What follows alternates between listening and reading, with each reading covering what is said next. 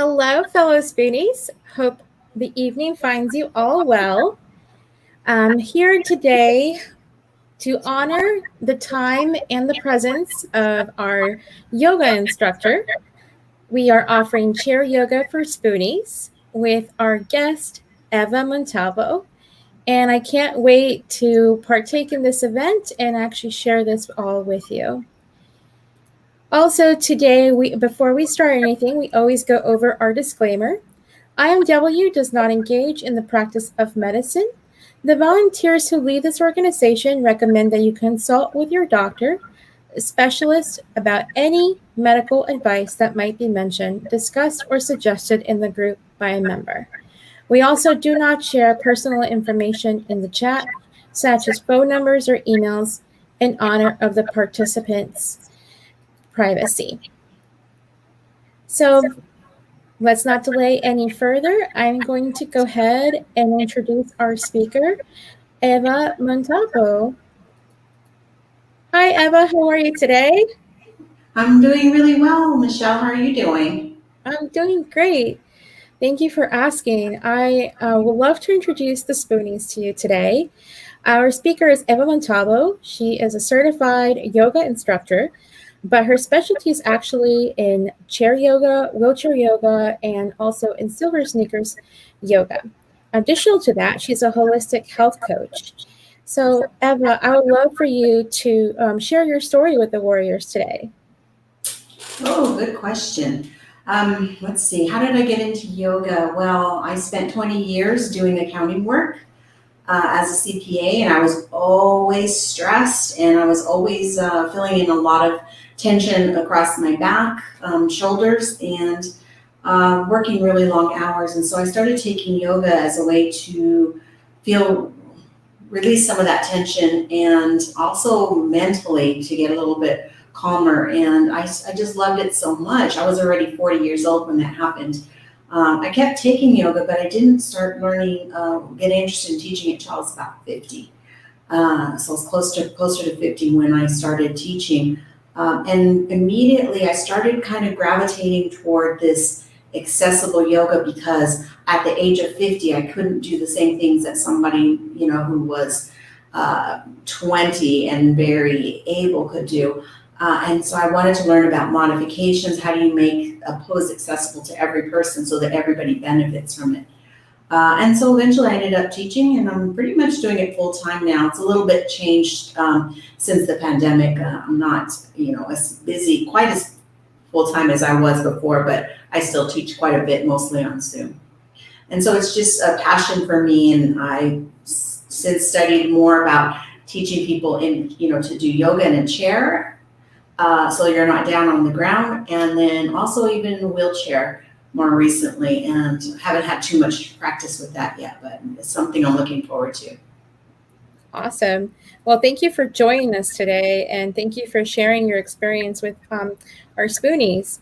So, Eva, I'm going to go ahead and let you present a little bit more about your practice. Just let me know when would you like me to flip any of the slides until we proceed.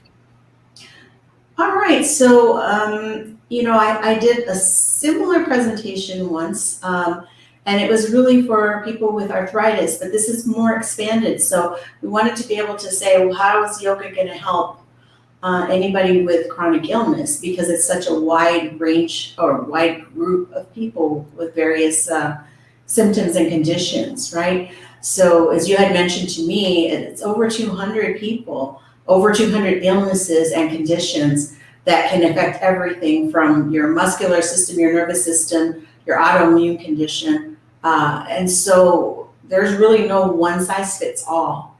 But I know that when it comes to yoga, it's really starting at the very basic of meet you where you are. So, for example, some conditions may mean that you're going to lose muscular control. Or you don't feel the sensation of your foot on the ground, then that might affect your balance. In some conditions, you may have problems breathing, like with COPD. And I've definitely worked with people even with, Alzheimer's or other cognitive conditions. and very commonly joint pain, especially in an older population, but not only older people have, joint pain, stiffness, swelling, inflammation, all of those. And then another common thing, and it's not in any particular age group, is just a decreased range of motion. How far can you actually move your joints of your body, your strength, and how are you balancing? So between all of those things, that's addressing the physical part of it, but then there's the mental side of it.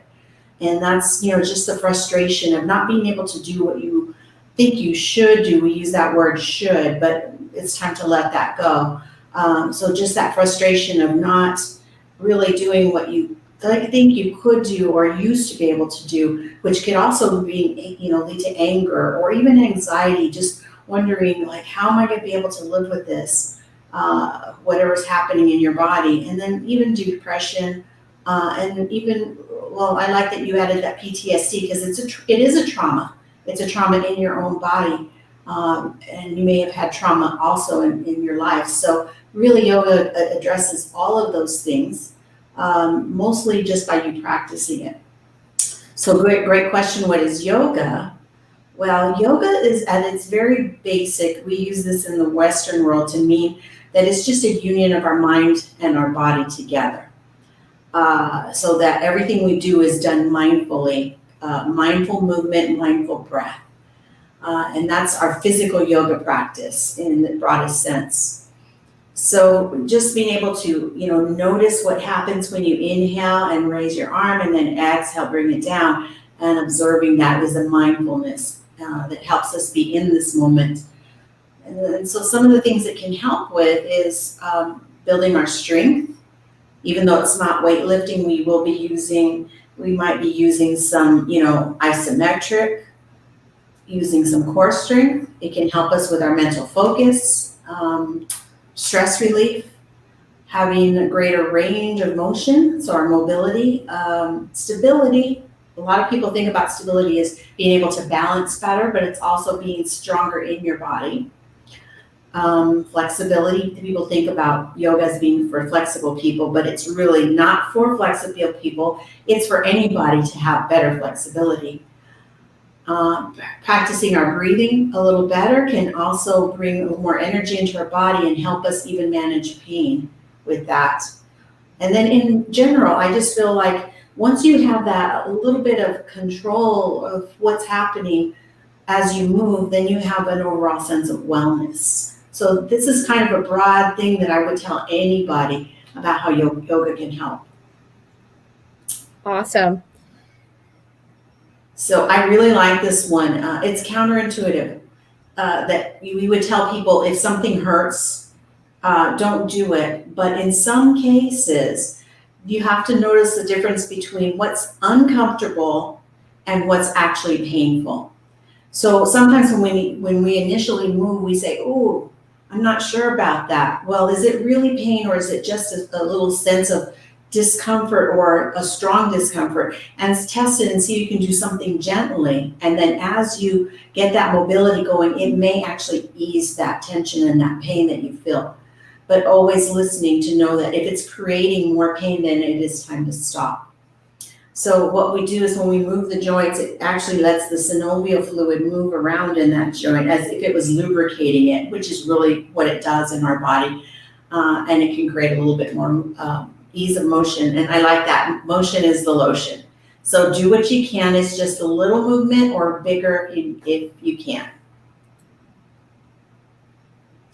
So my favorite kind of yoga is anything that's mindful. It doesn't have to be quick paced. It doesn't have to be power. It can be a slow, mindful practice that encourages you to say, "Oh, I like this version better than this version." All right, so you choose.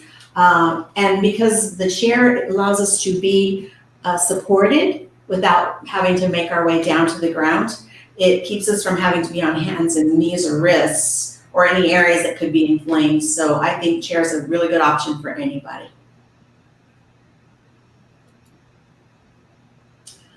And, oh yes, micro movements count. So even something as little as wiggling each finger and the toes or even gently turning the head side to side, those all count because those are all movements that get the muscles moving, get the joint fluid going.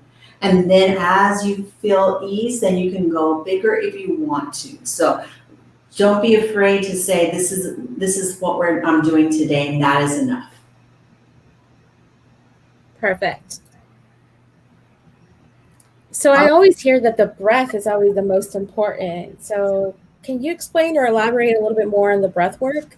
Yes, so even if you do nothing physically with your movements in your body, if you just focus on the breathing, you're still doing yoga. Because when we hold our breath, and you may not even realize that you're holding your breath until I mention it, you go, oh goodness. So most of us just breathe into the chest, right? So we're in this state of, oh, I gotta get ready. It's almost like a state of panic. And when we do that, our body does not relax. It's in a state of readiness. And we actually need to come down from that sympathetic reaction to a parasympathetic reaction. And when we do that breathing, it's a slower, calmer, mindful breath. And then maybe even expanding the breath in any way. I'll show some of that technique. We actually chemically will start to send a signal to the body that says, everything is fine. You can start to let go and rest and digest instead. So that breath work can help you mentally and physically. It can help with pain management and also with dealing with stress. Perfect.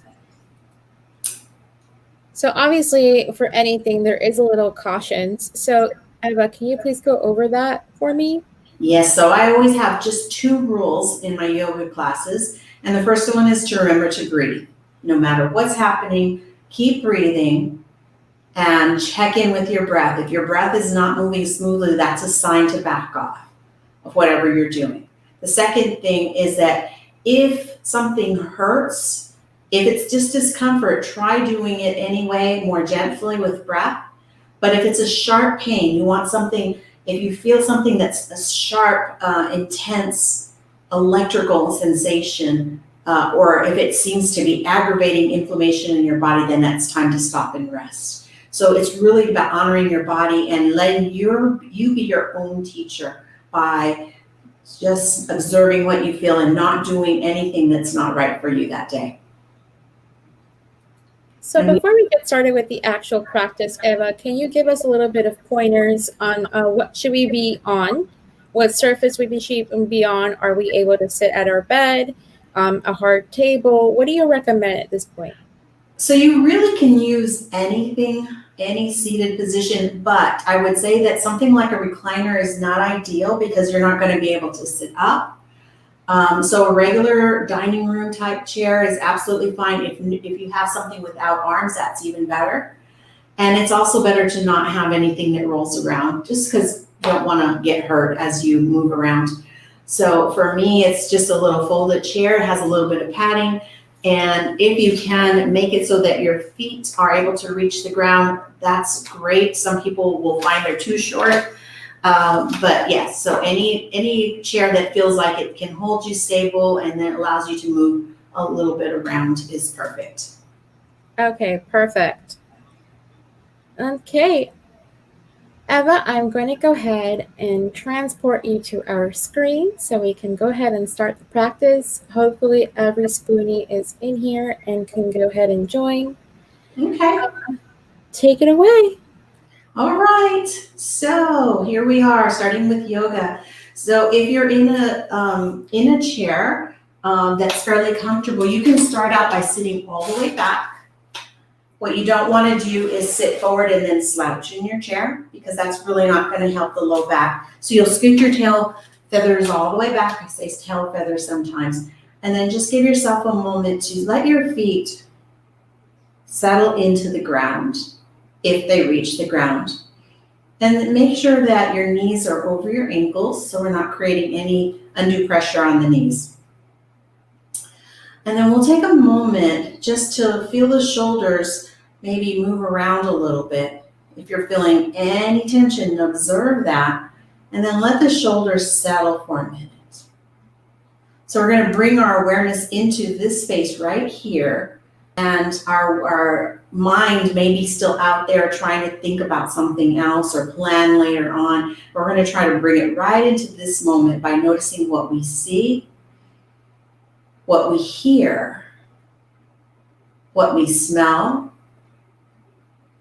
If you have some taste in your mouth, or even imagining the taste of something.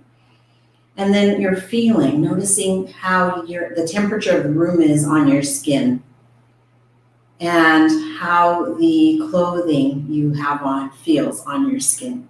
So come to your 5 senses to begin to draw yourself into this present moment, knowing that there is really nothing else you need to think about right now. So once we start to settle in, we're going to do a little bit of a joint check, just to see how everything is working today. So just take one hand, it doesn't matter which one, and then just do a wiggle with your fingers. And maybe even like a little waving movement, like you're waving at somebody, right? So let's kind of checking in with your hand, and then let's switch hands. And so we're going to start super gentle. Again, make it really tiny or go bigger if you're okay with that. Going just a little bit bigger. All right, and then we'll come back to the first hand that we used and do a little bit of fingers down and fingers up, as if you were flexing, and you are flexing through the wrist. So you're checking in to see how your wrist is feeling. And then maybe doing a little parade wave. So that kind of starts to move the sensation up through the forearm. Good. Like the Queen of England, so you're imagining you're on a parade. Switch arms, and same thing. Point, flex. It's actually a flexion in 2 different directions. And then your parade wave. Good. You can even take the arm out to the side, start to notice how the shoulder feels. And then a little bit of opening and closing with the hands. So bringing them in and then spreading the fingers wide. And then find a little bit of rotation through your wrists. Sometimes I get little popping and clicking sounds, and that's pretty normal. And then switch the direction, maybe this time spreading the fingers out a little bit. So we're just kind of moving through various parts of the body. And my goal is to have you get to every joint in the body today, even if it's just a tiny amount. All right, so now with the elbow, we're just going to take one arm out and then bend the elbow so your arm is across the body, and then stretch it out. So finding a little bend and then a little bit of a straightening. Just checking in with your elbow. And then with that same arm, turn your palm up and bring your hand to your finger. So that's another way that the elbow bends. Bring your finger to your shoulder. So we're going to straighten and bend, straighten and bend. Good. Release that arm, and then we'll do the other side. So the opposite arm straightens out. You bend the elbow, and then straight and bend. So with repetition, we start to find maybe a little ease in the joint, maybe not. So here's where you know that it's okay is if it eases off. And if it doesn't, then it's time to stop. Turn the palm up and bring your finger to your shoulder, and then extend. We'll go about 3 times on each thing that we do to a little bit of repetition. Good. So that was from our hands up through our elbows. And so to start to get the shoulders moving, you can bring your fingers to your shoulders, and then we'll lift the elbows a little just to see how it feels to get the shoulders going, and bringing your elbows back. Look, I'm a little bit crooked. I didn't even realize that. And then bring them forward.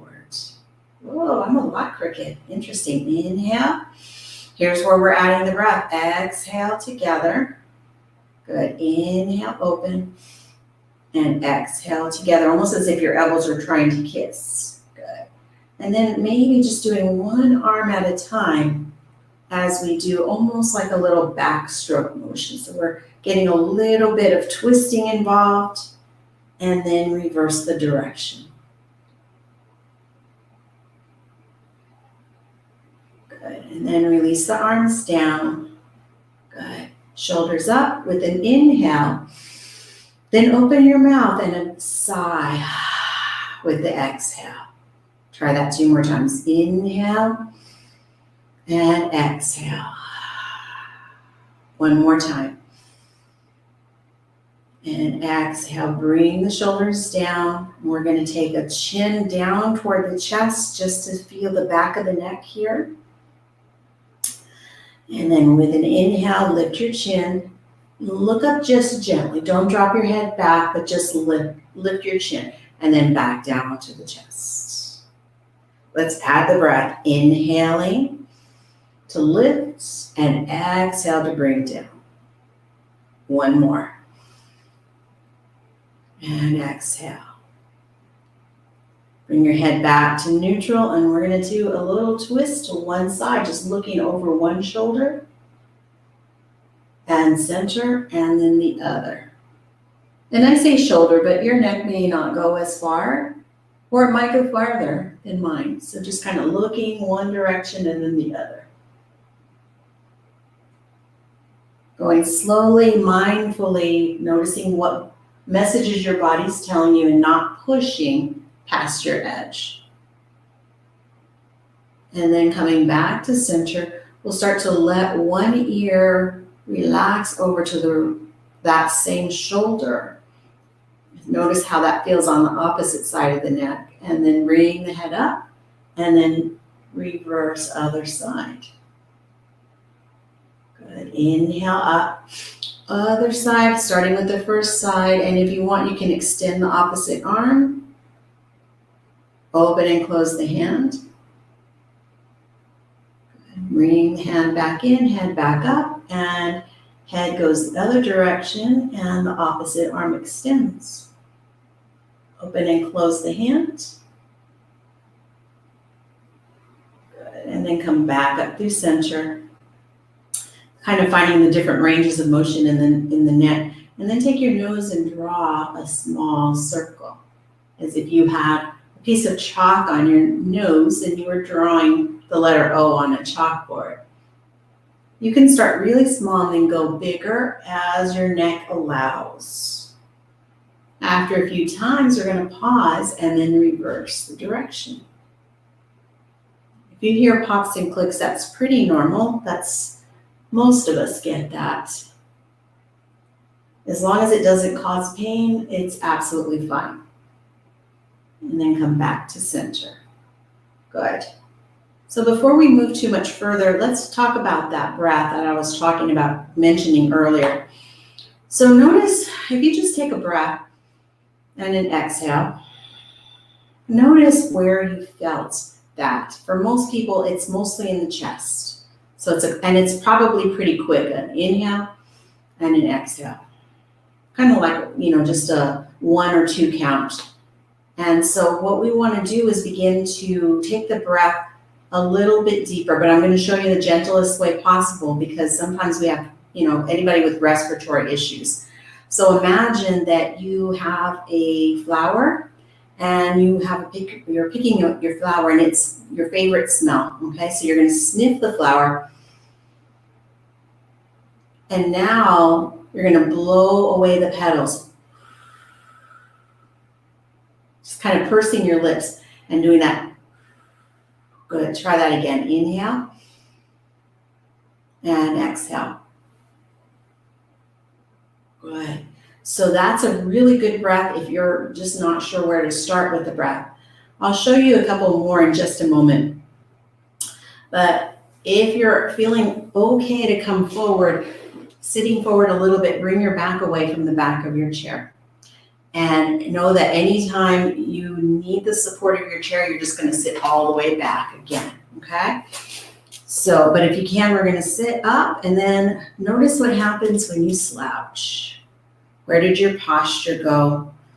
I'm not talking about posture for the sake of looking good, but for letting our body actually work better. So when we find a longer spine, we can actually breathe a little bit better, and our muscles in our back are working to keep us erect.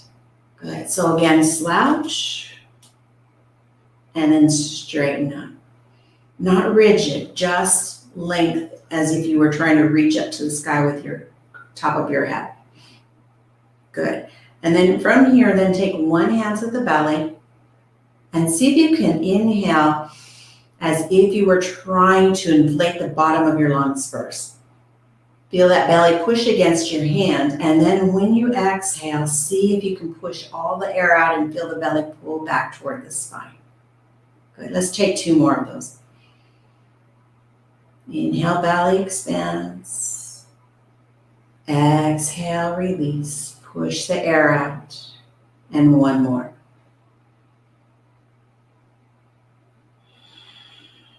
Good. And then just come back to natural breath. Anytime these breathing exercises make you uncomfortable, just come back to natural. Know that that's always there for you, because you know what? Our breath keeps going no matter what we do. When we're asleep, it just keeps going. Yeah, I know there's, conditions that can affect if our breathing is good enough, but usually our breath will automatically happen. So the next thing we're going to do is try to bring our hands up a little higher on the ribs. So it could be just underneath your chest. You could even go to the sides of your ribs. So whichever feels more comfortable. So with your next inhale, see if now you can feel those ribs pressing out against your hands. And then when you exhale, feel the ribs come back towards each other. So 2 more. Inhale.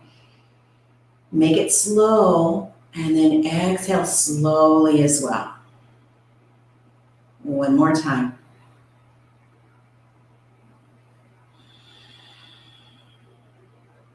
Good. And then regular breath. Just notice how that feels. And then we can now start to feel, if you want, 1 hand on the belly, 1 hand on the chest. A wave of breath as you inhale. Feel the air moving into the belly, the ribs, and the chest. And then when you exhale, reversing chest, ribs, belly. Don't worry if it's in that exact same sequence. Just think about a wave of breath moving through your body, bringing you lots of oxygen for your entire body. And when you exhale, you're actually releasing tension from the body. Take 1 more.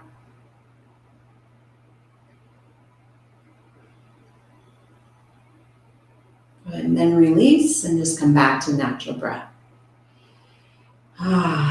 Good. And that's another. So we did 2 kinds of breath. One is the one for respiratory, so a sniffing, like a sniffing a rose, and then blowing the petals away softly.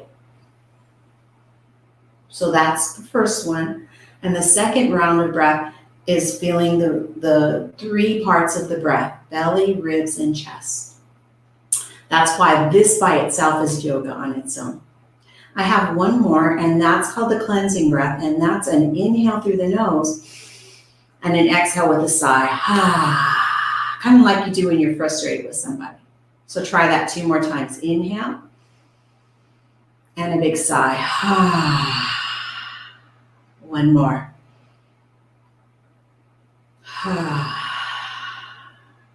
Good.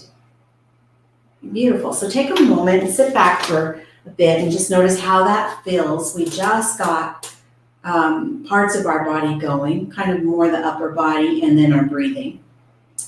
So while we're sitting back, let's see how the hips are going. Or let's do toes first. So just take your right leg and lift it if you can. And if you can't, you're just holding the back of the thigh or keeping the foot down. And you're just going to move and point and flex through the toes. Even if you're not able to do the motion, just imagining you're doing it is still creating some synaptic movement from your mind to your body. Good. And then circle the ankle around a few times, rotate it around, and then the other direction. This is really good for getting our blood circulation going up from our feet back up to the heart. The old blood needs to make its way back up to the heart for replenishment. We'll switch legs, lifting the opposite leg, and again, point and flex. And then rotate the ankle. You can do this in the airplane, doctor's office, anywhere. Just don't care if anybody watches you. Okay, and then bring it down. Good. All right. So let's come back to the idea of the knee. So if you want, you can see if you can straighten the leg and then bend it. So seeing how the knee is feeling today.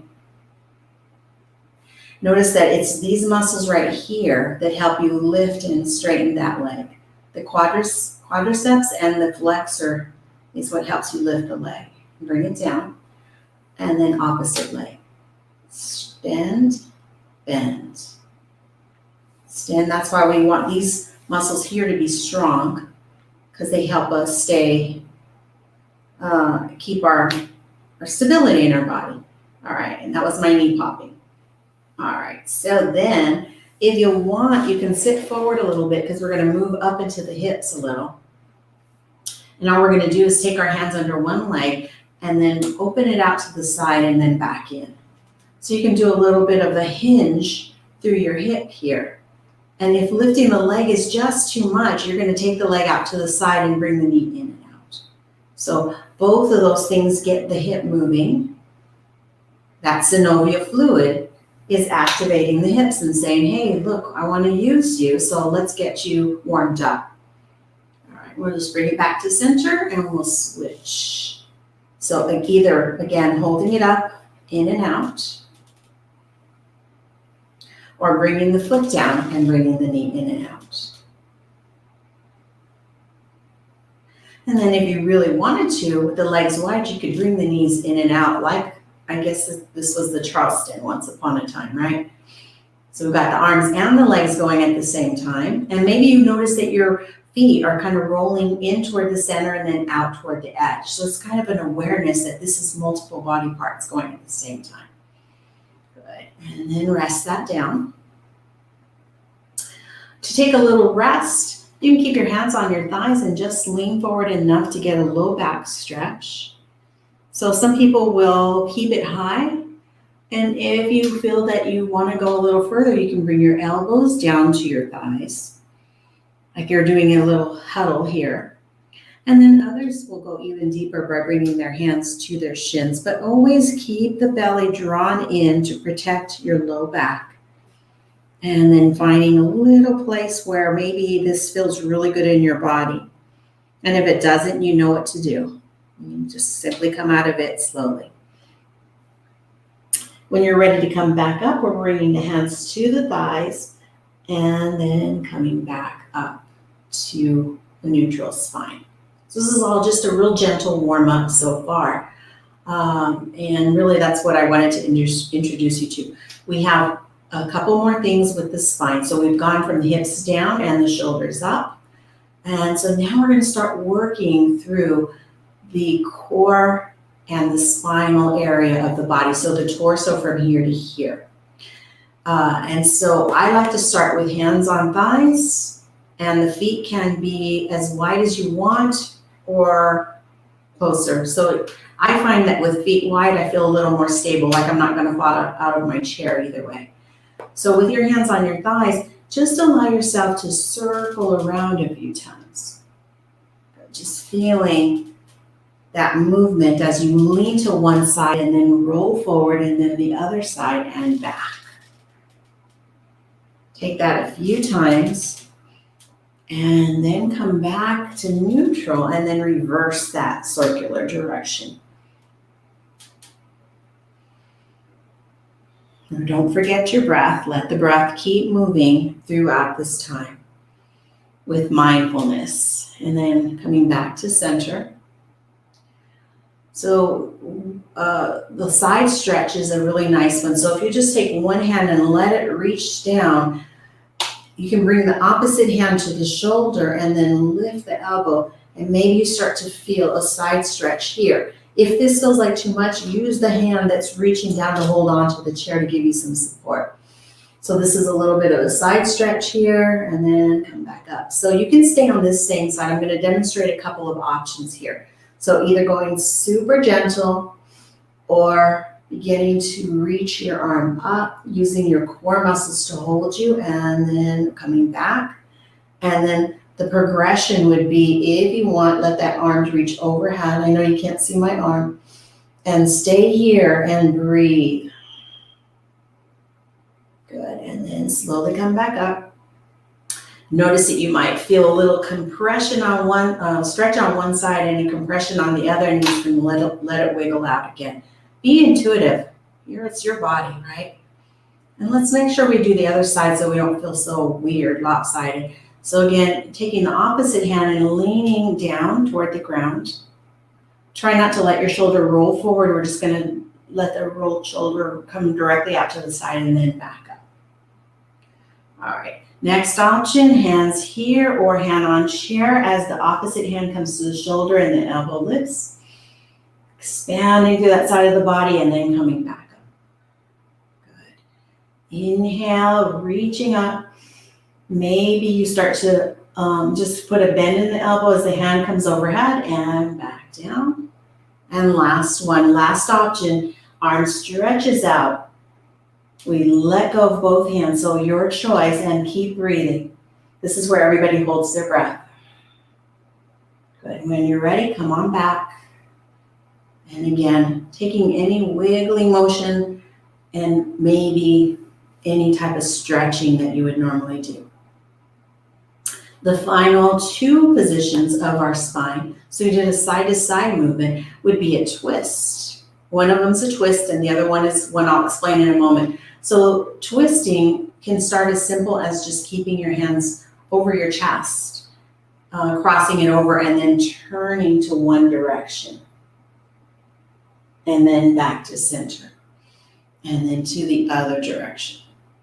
So if we add the breath, we inhale when we're forward and we exhale when we twist. As if we're pushing the lungs, the air out of the lungs. Inhale back to center and exhale opposite side. Good. If you want to go bigger, you can stack the arms and use your elbows to draw you back a little further if that range of motion is coming within range for you. You can also bring the arms out into these goalpost or cactus arms. I'm still looking at how crooked I am. And then reverse. Good.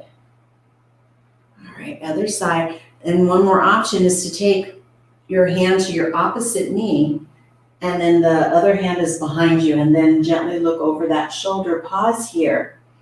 Don't pull yourself into the twist. Just use your hands to support yourself. Good. And then unwind. Opposite hand to opposite knee. The other hand goes kind of behind us and gently looking over that direction. Noticing your breath. Noticing if you're holding tension somewhere like your face, and see if you can relax that tension. And then unwind and come back to center. The final spinal movement is something we call in yoga cat-cow. And it's really an arching of the back and a rounding of the back. And I'm going to turn sideways to demonstrate it. You don't have to turn sideways. You can just watch and then do what you can. So what we're going to do is notice that my spine is relatively straight. It's not perfectly straight. We all have natural curves in our spine. All right. Although sometimes we can have, some stenosis and stuff, but we're just going to think about our natural curve. And so from this position, we draw the shoulders back and down and let the chest move forward and look up. Your tailbone tilts back behind you, so you're arching your back. Good. And then reverse that. Pull the belly in, roll the shoulders forward, tuck the tailbone in, chin to chest, like a Halloween cat. So imagine a Halloween cat arching its back at you. So let's go through that a few rounds. Inhale, shoulders down and back, chest forward, looking up, and exhale, rounding, pulling the belly in, rounding our spine. Last one. Inhale. Good, and exhale. And then come back up to neutral.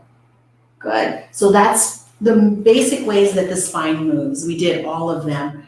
And then the last thing to think about is feeling long right between where your rib cage and your hips meet. See if you can lengthen up. It doesn't have to be with your hands, but seeing if you can just feel that length as if there is something holding you up between your hips and your rib cage. Good. And then notice that this is our natural position because we give into gravity. It's just normal.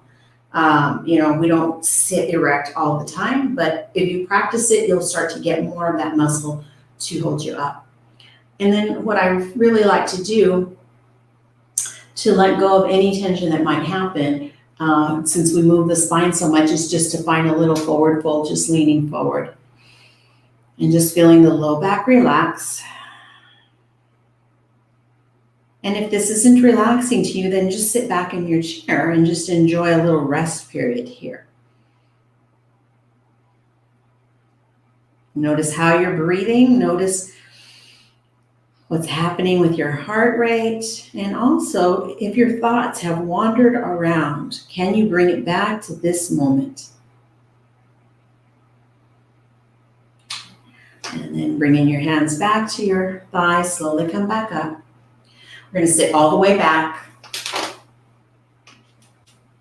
And then just give some thought to letting the chair really just hold you up. So give up all that effort, and the hands can be anywhere they're comfortable.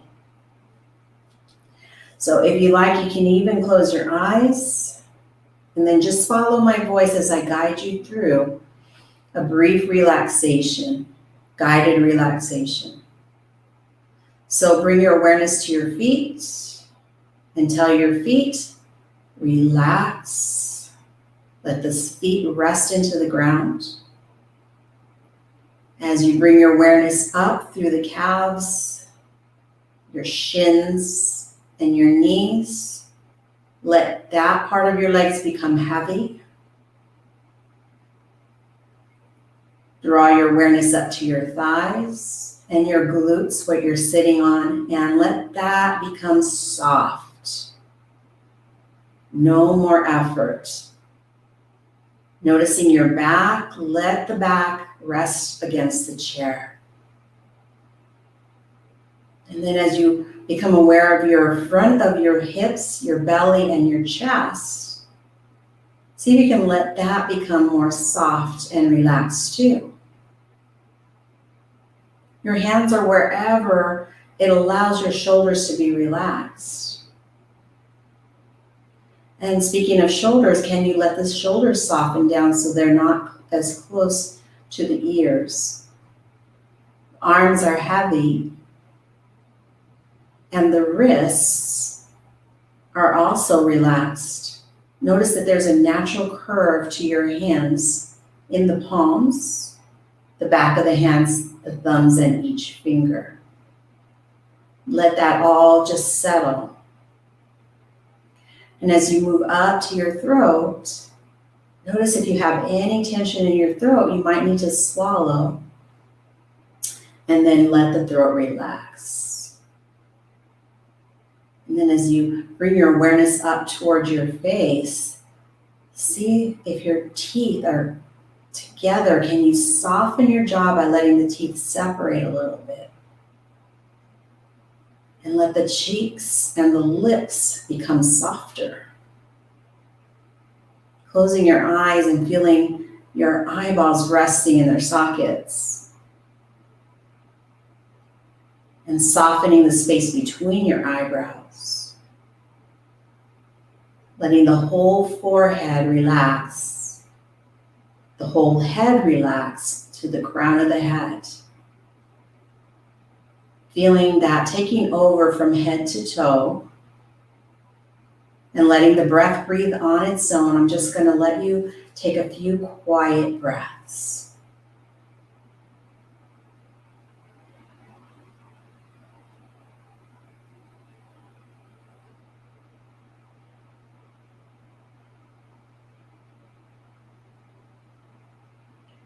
And then whenever you're ready to come back, you can start to bring your awareness back to your fingers and let the fingers move. Toes. Take a deeper inhale. And gently open the eyes. So you can do whatever you want. You can take a big stretch or you can just rest here. And then I like to end with one more deep breath through the nose and a big sigh. Grateful for the practice. Be grateful for whatever our bodies can do. Turn your palms up. Become aware of that energy that you may have just created And hopefully it's a peaceful energy, but also a vibrant energy that can help you feel prepared for whatever you need to do next. And I like to bring my hands together and just honor you for sharing this practice with me today. Thank you so much. I'm ready for questions. So, Eva, let me go ahead. Thank you so much for that. I appreciate that. Thank you. So, the first question that we had is actually, can you lose weight? That's such a great question.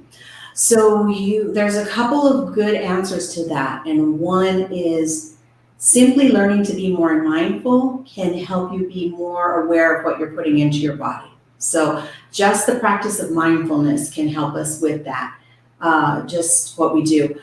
You'll notice that what we did today was super gentle. It's probably not going to burn a ton of calories, but it will generally help you feel better. There is more strenuous yoga, and I don't mean it's hard. I just mean that we're going to be more active, reaching, right? So you're actually building your muscles, you're building your strength, and that will definitely help you become firmer and possibly lose weight too. I mean, I don't have any claims to how much you can lose, but yes, you could definitely lose weight.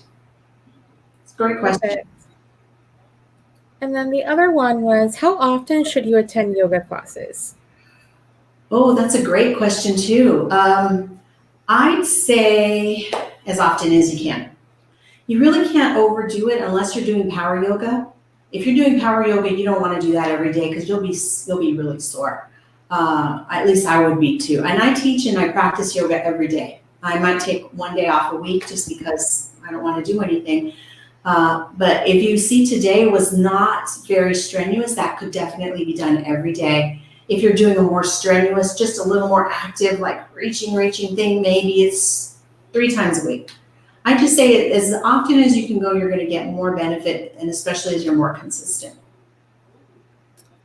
Okay, awesome. And the other question I see here is, do you have resources available so someone might stretch at home?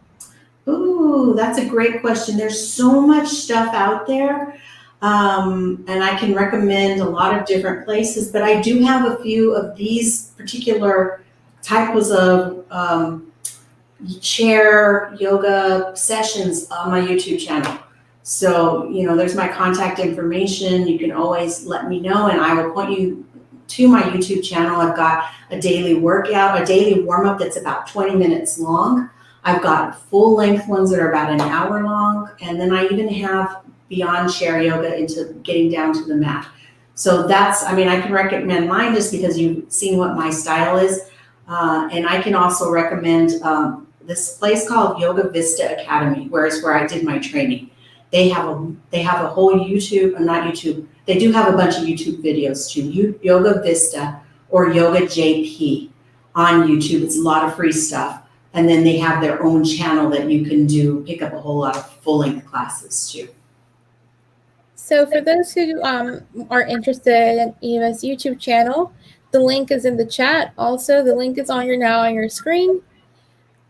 Yay! And if you just look for my name, on YouTube, you'll find it too. Awesome. So the other thing that I was asked is, could yoga improve proprioception? Proprioception is the skill of knowing where your body is in space and coordinating your movements accurately. Oh, wow, that's a great one. That's a really good one. So yes. It's kind of like the idea that if you take, let's say, I don't know which one's right because this isn't mirrored. If you take your right arm and look to the left, and then you take your right finger and try to bring it to your nose without looking at your hand, can you actually find your nose accurately, right? So that's proprioception. It's knowing where your body is in space and being able to control that. Practice, yes, because we practice it all the time, not necessarily that particular movement. And you'll notice that I even said, hey, look, I'm a little bit crooked. And I wasn't quite aware of that, but it does help to look that maybe I didn't notice that one arm was a little higher than the other. But yes, it's a great thing for proprioception. If I'm not mistaken, that's a good technique for MS. So yes. Perfect. Yes. Well, everybody, thank you so much, Eva. I'm going to go ahead and flash over to her contact information. This is the contact information for Eva Montalvo, and her website, and her phone number, and definitely her email if you have any further questions. Additional to that, Eva, I would love to thank you for joining us today, and I hope that our Spoonies can actually keep taking your classes in the future. As we know, Eva actually offers them on her website in Zoom, so you might want to check that out for those who are interested in continuing the practice. Also, everybody, our next event is actually not that far off from today. It's on August the 27th at 8 p.m. Eastern Time. So we can involve both our West Coast and East Coast Spoonies. The event is Let's Ask a Rheumatologist. The rheumatologist guest speaker, Dr. William Romanos, will be joining us for a Q&A regarding everything that affects a Spoonie and how we can get those answers from a rheumatologist. But last but not least, we always support our Spoonies on our virtual support group and social hour that takes place the third Saturday of every month. Our next one is on September the 19th at 2 p.m. Eastern Time. And last but not least, Eva, I would love to go ahead and thank you for participating with us today, and thank you for being part of this practice. And I hope all of you enjoyed and get some help from it. And hopefully everybody has a great night. Thank you again, Eva. Thank you, Michelle. Have a good night, everybody. Bye, everyone.